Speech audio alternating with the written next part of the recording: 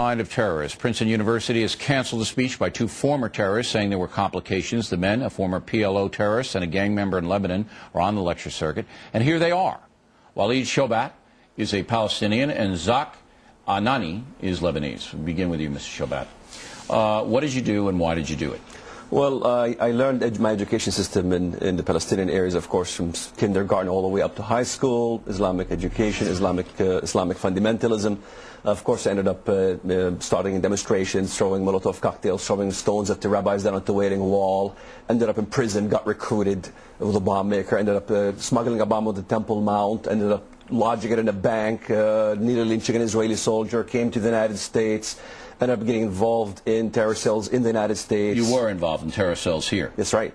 And what was your goal here? What were you trying to do? It was literally jihad in America. We would rent hotels, we would train in the basements on jihad in America. But you weren't able to do what you did in Israel, bomb and kill. Why not?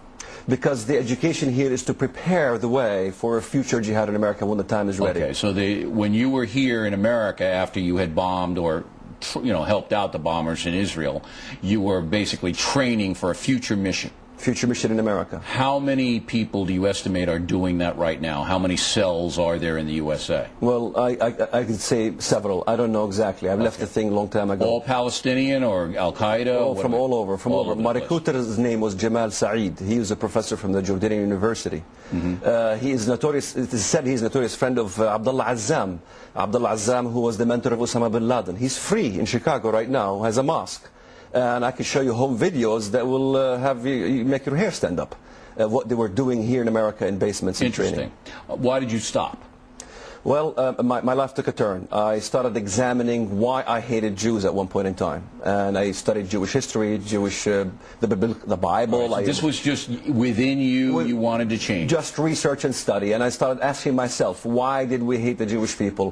Why are the Jews the prophet killers? Why they spread medical? But you did this all on your own. All on my own. Yes. It was an individual conversion. Yes. Okay, Mr.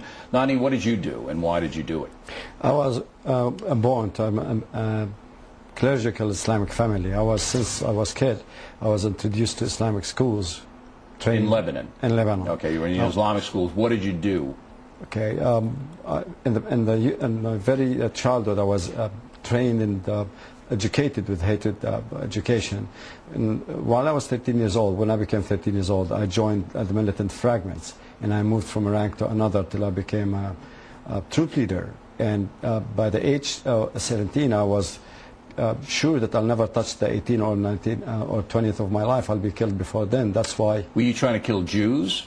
I was trained to kill Jews, but believe it or not, I've never faced Jews, but I ended up killing about 223 people out of the other gangs. Of the other gangs in Lebanon? Yes. Christians? No. No. So you killed other Muslims? Right. All right, so it was inner warfare. Now, right. The most important question. Both of you guys are now outcasts, right? That's you right. fear for your lives, right? People trying to kill you because you've turned and now you're talking about terrorism, so they want to kill you. Right. So you could wind up dead any time. It's true. You're not afraid? It's worth it. Somebody has to tell America what real terrorism is about. It has nothing to do with land. It's got nothing to do with occupation of, quote, Palestine. It's got nothing to do with occupation of, quote, Iraq. Jihad is a long thing that's been going on in the Middle East. Right. It's just hatred. It's blind hatred. America's never heard the word khilafah. I mean, the idea of khilafah is taught all throughout the Middle East. You had 113,000 Arabs surveyed. 73% thinks that Hamas should be the representation of the Palestinian people. It's my thesis that the American people don't know the danger, don't realize the danger, because the American media underplays it all the time. Am I wrong? Absolutely, you're absolutely right. You're absolutely right. The media, I don't see anything in the media. I stopped watching the media. The media is the streets of what's happening over in the West Bank. Can I go to Ramallah, stand in a street corner, and have a pamphlet saying suicide bombing is wrong?